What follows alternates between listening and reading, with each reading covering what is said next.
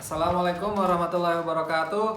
Merdeka, teman-teman. Jadi hari ini kita, kalau gue nggak salah hitung ya, ini harusnya ini karena tapping, kalau nggak salah ini 17 Agustus kan. Semoga ini pas di episode ini 17 Agustus. Jadi momentum kemerdekaan Indonesia itu harus kita isi dengan hal-hal yang positif yang bermanfaat buat bangsa ini. Jadi bukannya sekedar merdeka doang, habis itu ya udah merdeka selesai, milestone enggak, tapi gimana tugas kita anak-anak muda mengisi kemerdekaan itu dengan hal-hal yang bisa jadi bermanfaat. Sebelum kita bisa bermanfaat buat orang lain, bermanfaatlah buat diri sendiri dan orang-orang sekitar kita. Bahasa gampangnya tuh kasur, dapur, sumur. Lingkupnya gitu. Kasur dulu, habis itu dapur, habis itu sumur. Nah, gitu teman-teman, semoga paham ya apa yang gue maksud, tapi tetap kita istiqomah satu hari satu halaman dari kitab Riyadhus Shalihin jilid 1. Dan ternyata ya teman-teman, gue baru tahu bahwa Riyadhus Shalihin itu ada 6 jilid. Satu jilid aja tuh gue targetin 365 hari atau 1 tahun, dan ternyata masih ada 5 jilid lagi nih.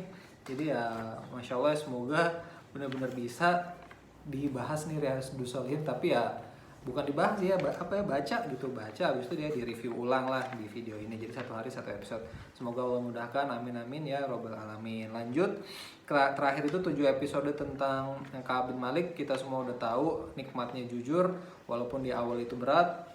Dan gue udah share juga sedikit pengalaman gue kalau misalnya berkata jujur itu emang susah banget, tapi hati itu yang lebih susah lagi. Jujur hati bisa, dan itu nggak akan bisa Allah bantu kecuali nggak akan bisa terjadi tanpa pertolongan Allah. Oleh karena itu kita berdoa dimudahkan oleh Allah supaya bisa jujur hati kita lillahi ta'ala. Amin amin ya robbal alamin.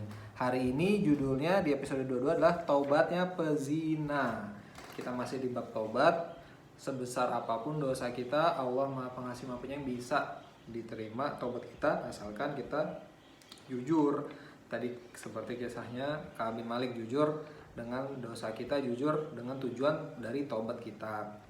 Nah, di kisah ini di hadis nomor 22, Abu Najaid yaitu Imran bin Husain Al-Khuzaih radhiyallahu anhuma berkata bahwa Rasulullah bersabda bahwa ada seorang wanita dari suku Juhainah yang mendatangi Rasulullah SAW, dan ia sedang dalam keadaan hamil karena perbuatan zina. Kemudian ia berkata, "Ya Rasulullah, saya telah melakukan sesuatu perbuatan yang harus dikenakan had atau hukuman, maka tegakkanlah itu atas diriku." Yaitu si wanita itu berzina gitu ya. Lalu Nabi SAW lalu memanggil wali wanita itu lalu bersabda, "Berbuat baiklah kepada wanita ini, dan apabila ia telah melahirkan kandungannya, maka datanglah padaku dengan membawanya." Jadi yang hamil itu nggak langsung dihukum, itu disuruh melahirin dulu anaknya sama Rasulullah gitu. Dan itu Rasulullah berkata kepada walinya. Lalu kemudian dan setelah melahirkan datang lagi disuruh sama Rasulullah gitu. Wali tersebut melakukan apa yang diperintahkan, artinya dijaga itu wanita sampai melahirkan, terus dibawa kembali ke Rasulullah setelah bayinya lahir.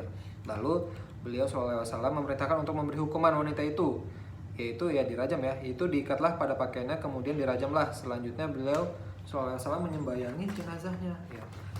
Teman-teman kan tahu kalau misalnya hukuman bagi pezina itu kalau misalnya yang belum menikah dirajam tapi nggak sampai mati ya. Kalau misal sudah menikah dirajam sampai mati.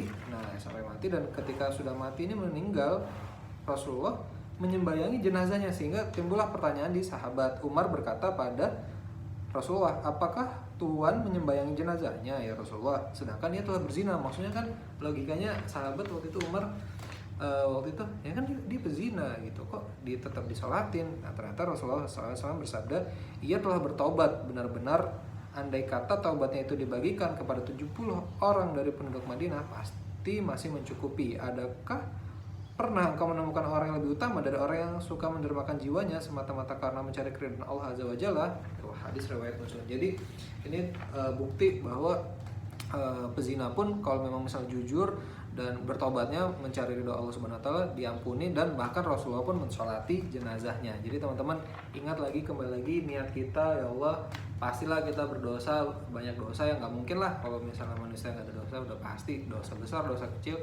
Tapi gimana caranya kita tobat, dan tobat itu gimana caranya bukan supaya dapat ridho manusia, Kalau yang kemarin tuh kisahnya Ka'ab kan dia bohong demi dapatkan ridho Rasulullah. Tapi kalau Ka'ab dia lebih tinggi lagi mencari ridho Allah Subhanahu wa taala meskipun harus berkata jujur dan pahit, tapi tetap dapat nikmatnya di akhir hayatnya. Dan sama seperti wanita ini, dia berzina, dia berkata jujur.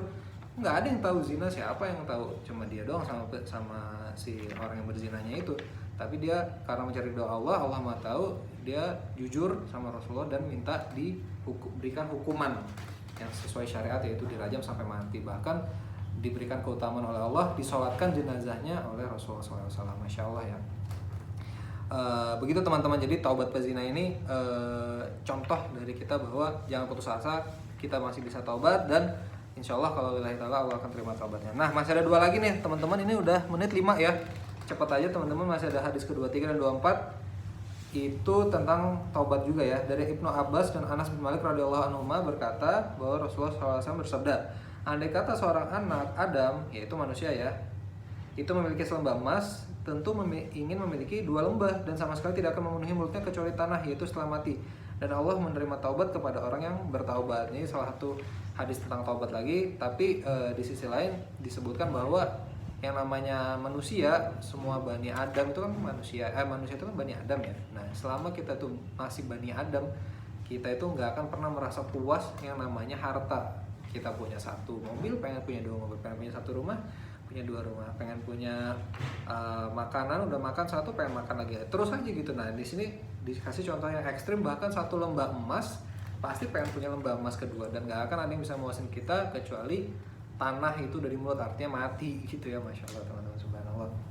Jadi ya, dan itu udah lumrah, tapi gimana cara kita bertobat gitu, udah pasti nih, pasti akan kayak gitu, tapi gimana cara kita tobat, ya Allah ampunilah dosa kami, tahanlah hawa nafsu kami gitu kan, merasa bersyukur lah gitu. Nah, terus teman-teman, hadis ke-24 nih dari Abu Hurairah radhiyallahu anhu bahwa Rasulullah SAW bersabda, Allah Subhanahu wa taala tertawa. Allah Subhanahu wa taala tertawa. Menarik. Merasa senang. Oke, merasa senang kepada 2 orang yang seorang membunuh pada lainnya, kemudian keduanya dapat memasuki surga.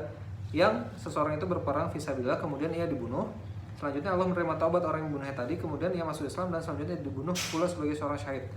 Masya Allah. Jadi teman-teman, ini ada 2 orang yang saling bunuh-bunuhan tapi dua-duanya masuk surga, dan Allah tuh senang banget dengan kejadian ini karena yang membunuh itu yang dibunuh itu dia jihad fisabilillah kan, terbunuh dalam perang gitu kan, karena niatnya itu jihad fisabilillah, ya terbunuh ya mati syahid masuk surga. Dan yang membunuh pun dia bertobat setelah itu, dan dia tobatnya diterima oleh Allah, dan dia pun masuk Islam dan perang juga, mati syahid lagi, dan dia masuk surga juga. Jadi dua-duanya masuk surga. Begitulah ya rahmat Allah Subhanahu wa taala kepada hambanya.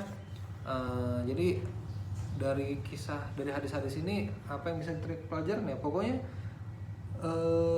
taubat itu nggak nunggu waktu sih, yang gue pikir taubat aja udah, jangan rasa ntar aja taubat aja, ntar juga kalau misalnya bermaksiat lagi kan pasti manusia itu berbuat maksiat ya, nggak bisa kita hindari. Tapi bukan berarti kita niat gue pengen maksiat, jangan gitu.